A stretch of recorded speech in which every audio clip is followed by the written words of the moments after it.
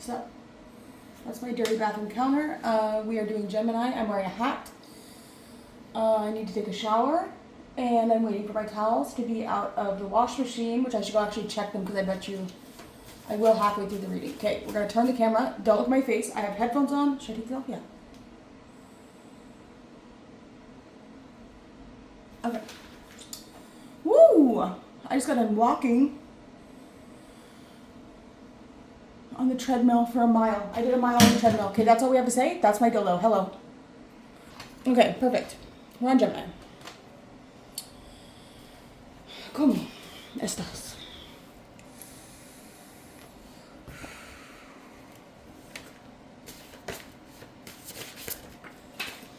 So the way we do these readings, if you're new, first house through the 12 houses. So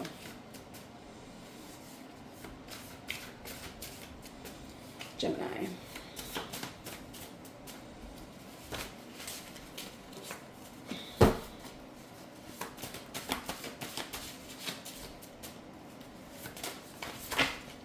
Perfect.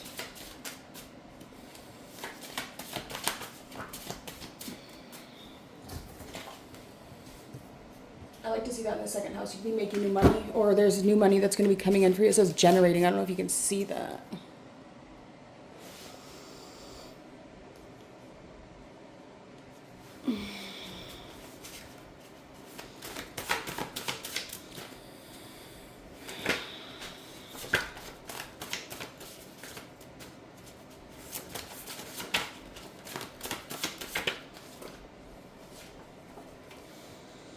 We have famous last words.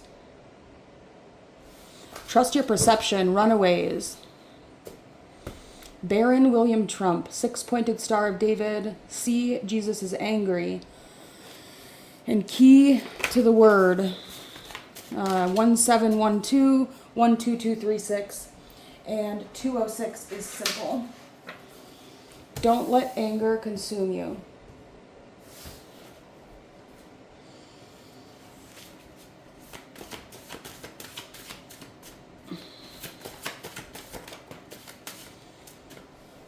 We have proudly.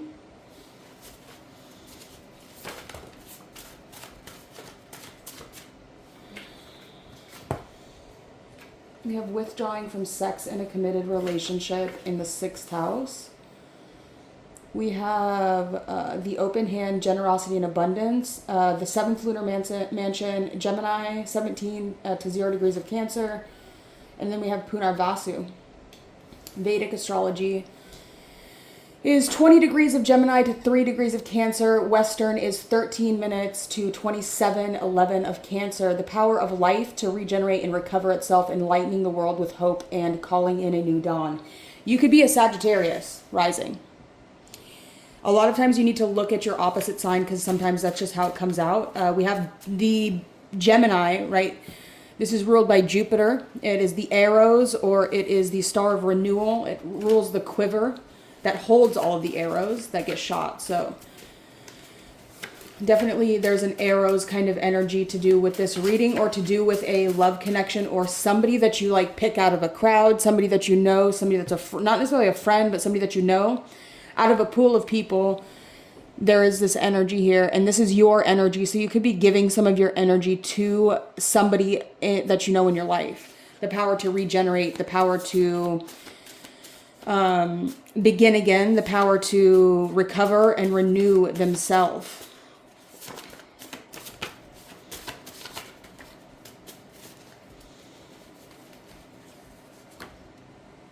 I am committed to you fully in the 8th house. Somebody could be going through something with themselves. I don't know if they're going through something with themselves, with their work. We're going to figure it out, where they're disconnecting from you sexually. It has something to do with the way that they look, right? We have passionate love and sex at the beginning of the reading, and then we have withdrawing. Something that could have happened is made them angry. Something you said could have made them angry. Something that went against their core values, their core beliefs. The 2nd house, that's what that talks about. Don't let anger consume you. Is there? Oh, there is. We have Volvo. I am the light of the world. Wolf in sheep's clothing. How about that? Vernal equinox, Lord's greatest love and ready to serve.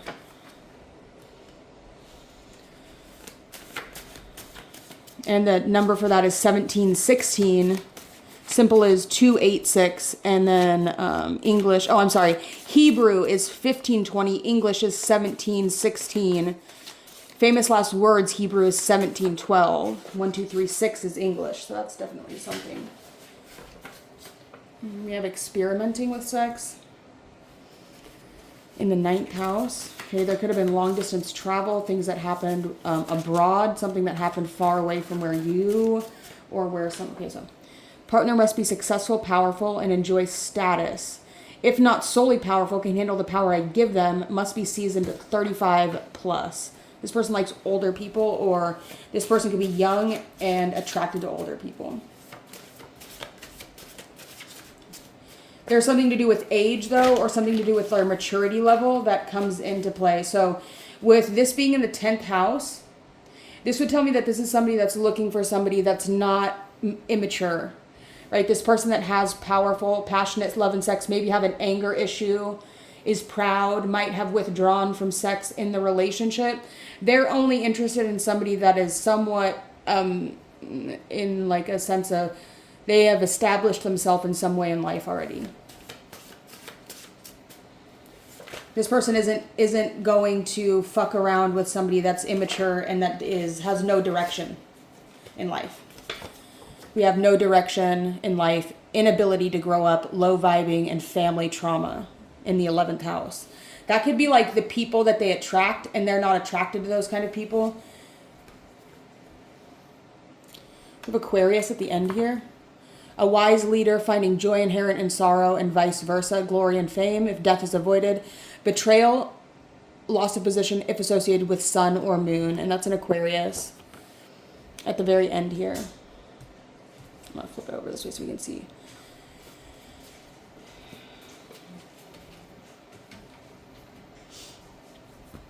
All right, let's take a look and see.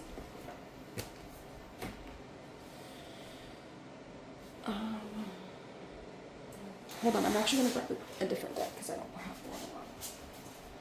Hey, baby.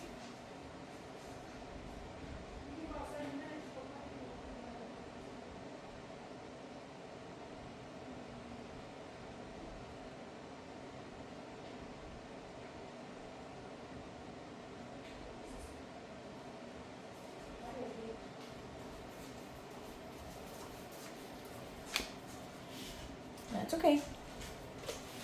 What are you doing? No. Don't come up here right now. I'm doing it. I love you. Yes, I love you. Yeah, don't knock that over. Oh, little dog. This is a little dog right here named Baby. What are you doing? You can't go up there right now. No, stop knocking that over. I can't pay attention to you in a minute. Little baby. I'm in love with you and I want you to go this way. That way. Go that way. Go lay down, get your bone.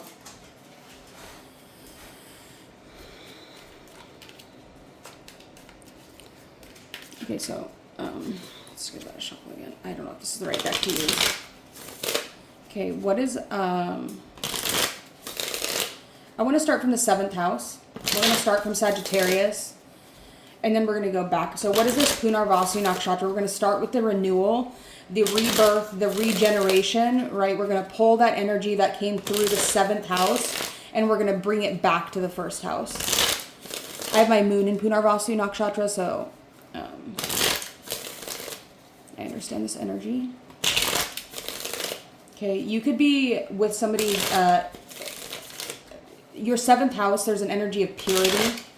There's an energy of authenticity. There's an energy of a breath of fresh air.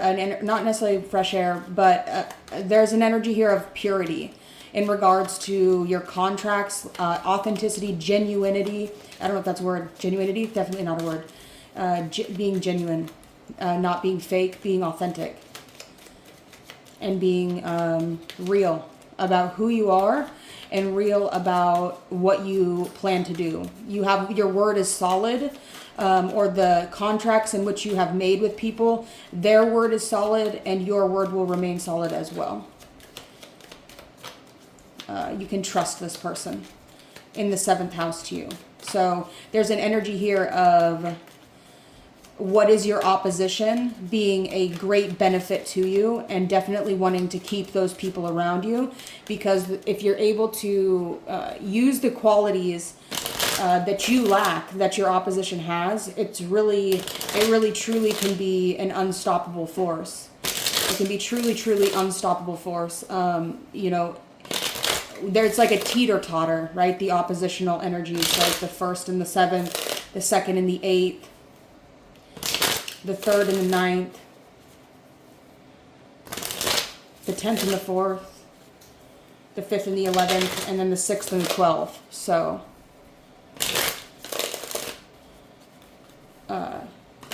think of a teeter-totter, right?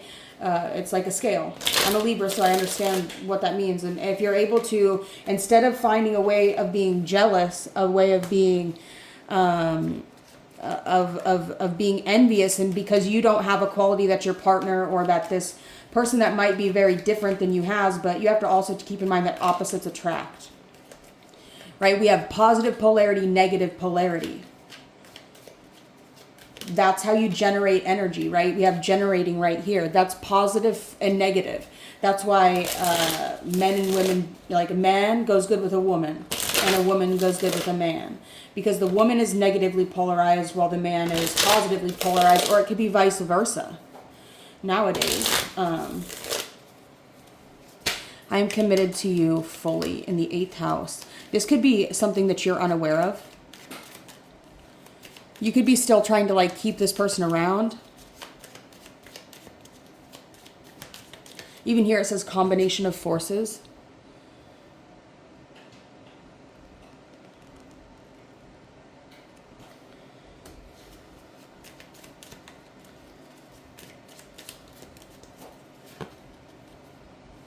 I'm pulling it up right, sorry. Ace of Pentacles, I'm committed to you fully.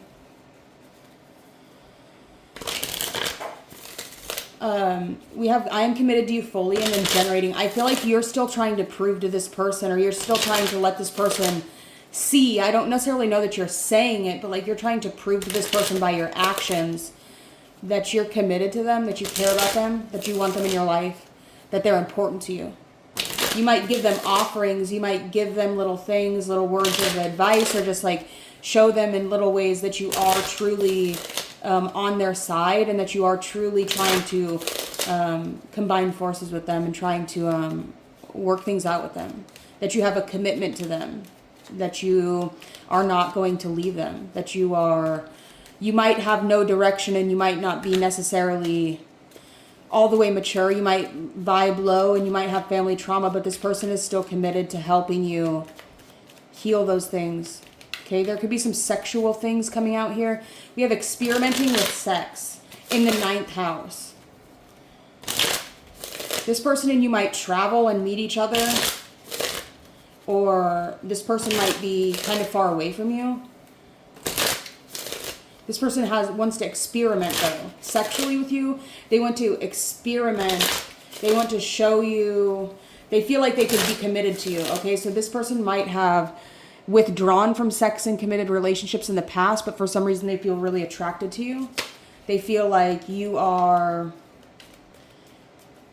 like you turn them on. This person might be kind of picky about the people that they choose to. This person's not just going to get with any random person.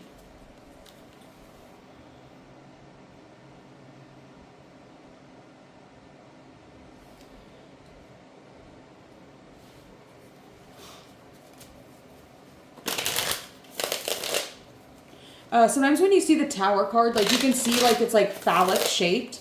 And this can really talk about like a male having an orgasm. Like, and then the people coming out of the Tower could be like from the sperm. There's like people, or like Sperm contains humans. And then the crown, and then... But it can also talk about always expect the unexpected, right? Sometimes, like, when you're in a committed relationship and you're a man and you actually, like, fully achieve orgasm, it can actually be, like, the worst thing for a relationship sometimes. Sometimes it's, like, the act of never actually ending sex, right? To be always engaged in sex by way of always edging and, like, never actually finishing as a man, right? It's like when you finish, there's like that post-nut clarity and you feel free and you feel like you can conquer the entire world alone. And sometimes that can be the one thing that really truly fucks relationships up, is the actual act of finishing. Well, if you are always in the energy of not completing your orgasm as a man, it can be definitely frustrating at times, but it's definitely the way to keep the spark alive in long-term committed relationships.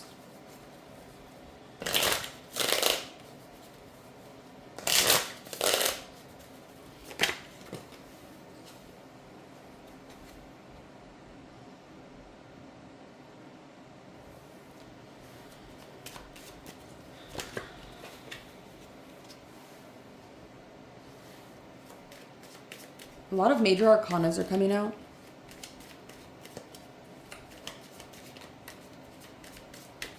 What is this wise leader energy coming out? Oh, fuck.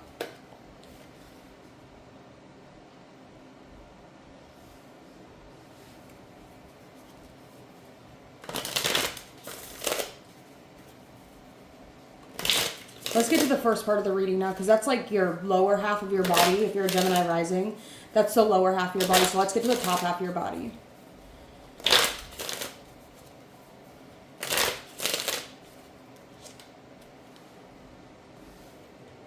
I like to see that. You're definitely very interested in someone. It says balance, attraction, partnership, harmony, mirth, equality, balance, and connection. So there is a strong connection you have with someone, right? It's Venus and Aquarius. I should go get my laundry, huh?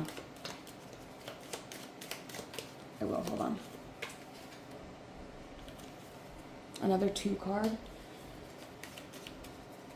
Stalling, indecision, strength through suffering, peace restored, and a stalemate. I'm gonna go grab my laundry, okay? And I'll be right back. Okay. I'm back. What is this famous last words?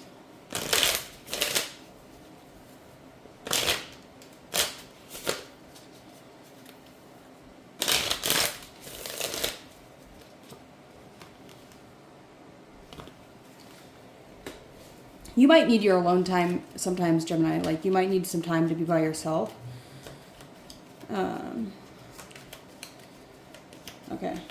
You could get frustrated at someone or something. Okay. We do have this tower here in the 9th house, which is going to be strongly tied to the 3rd house, which is where we have this 9 of Cups. There could be an energy here where, like, you push someone away. Like, you push someone away. What's the 4th house? It could be, like, not seeing something eye to eye, or, like, not working well with each other, or, like, not... It's just, like, something about not getting along. Frustration. Just not feeling like this person is working well together with you. There could be... Yeah, something to do with that. The 3rd house is going to talk about friends, siblings, the hand. I just don't know that you necessarily feel like this person is... Like, you wouldn't marry this person. You wouldn't marry this person. This person is somebody that you would date, but I don't think that you necessarily see yourself together with this person forever. This is not your forever person, is what I'm saying. It looks really good, but they're not your forever person. And I think that you know that.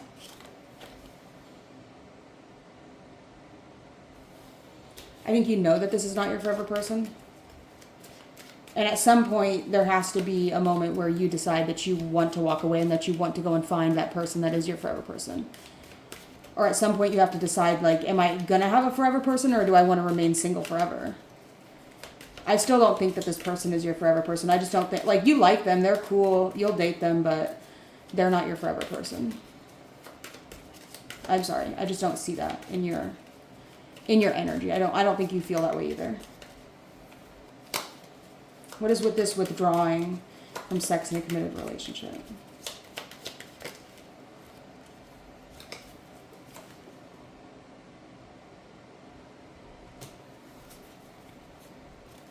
You know? Sometimes there's just incompatibilities in energy. Sometimes there's just incompatibilities. I don't think it's really anything specifically to do with anyone. I just think that you might enjoy the life of living alone and being alone. Like, I think you might like fucking around. You might like fucking people. You might like, being in relationships. But you might just be the kind of person that you're kind of more happy by yourself. Maybe you do better by yourself. It doesn't mean you have to be alone forever. It doesn't mean that you have to maybe you just do better by yourself. So maybe being in a relationship that's not like so much like all the time or like a consistent thing, but like, yeah, you're not ready to merge lives with this person while this person is ready to merge lives with you. I think you just know that it just wouldn't work. You're just happy by yourself. Living alone, being alone, like sleeping alone, having your own schedule. With that Venus and Virgo, it's very much about schedules.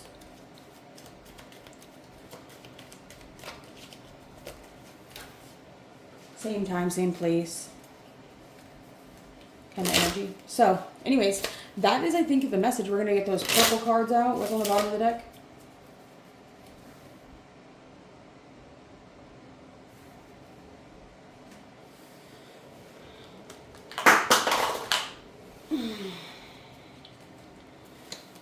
For the first house, Two of Cups, passionate love and sex, Gemini on the ascendant. Free time, peace and quiet, leisure time to spend on artistic interest and whims. So this might be like a part-time person, somebody that you spend time with on your free time. And then when you have time to yourself, like you still need your time to yourself. An obsession with words, fixating on a particular word, feeling frustrated when you can't think of the right word. That was for generating. Onomatopoeia. I said onomatopoeia. Wait, what is that? Back up.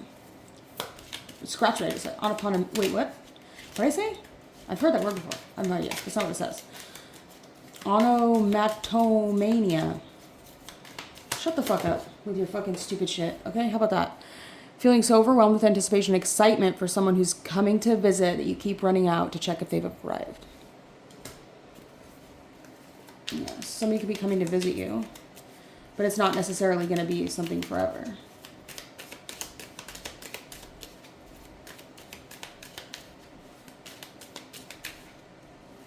What is this Three of Pentacles? The concept of noticing and treasuring each unique moment as an opportunity because it will never happen again.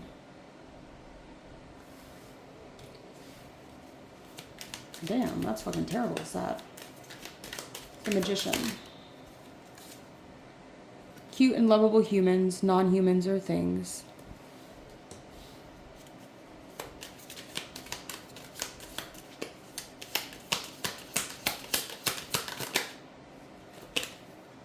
To fall in love with someone or something.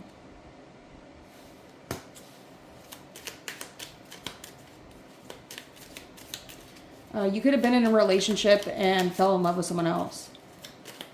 And withdrew from them. Because you fell in love with someone else. You stopped feeling attraction towards the person you're with because you fell in love with somebody else. That's kind of the gist of it. With that card coming out right there in the 6th house with the withdrawing from sex in a committed relationship. That's what happened. You fell in love with somebody else while you were still in a relationship with someone. So it's like you were in one relationship and you completely fell out of love and into like somebody shot you through the heart. and you fell in love with somebody else. Or vice versa, that somebody else fell in love with somebody else, okay? To approach to handling conflicts and problems fairly and without attachment. I feel like you're just trying to like break free from this person. Like you don't want any issues. You don't want them to freak out on you. Like you don't want to cause any issues, but they might fucking freak out. Like you just want a clean break, right? You just want to like... You are no longer in love, but still hold bittersweet sentiments of nostalgia towards someone.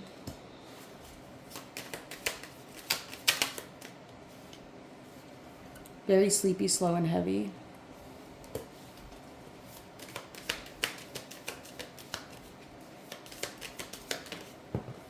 This person could have experienced like some depression. Definitely, if you are the person that's dealing with the depression, like the break happened, and now getting into your work, tapping into your work energy, tapping into working really hard and not stopping working, right? Becoming a workaholic, and just getting into your work and not stopping working. What is this star energy? All of your dreams are coming true. Salty food.